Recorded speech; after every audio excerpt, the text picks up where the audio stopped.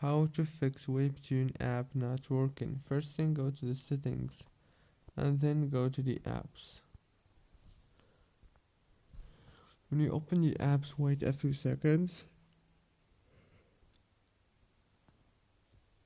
and after you wait, now all what you wanna do is just scroll until you find the Webtoon app,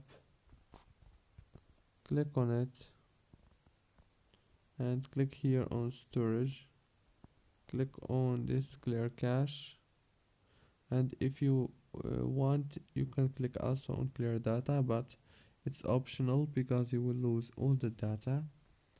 Go back, click on this force stop here in the top, go back to the settings on your phone, go to the wireless and networks, enable airplane mode for 1 minute, and after that disable it and restart your phone.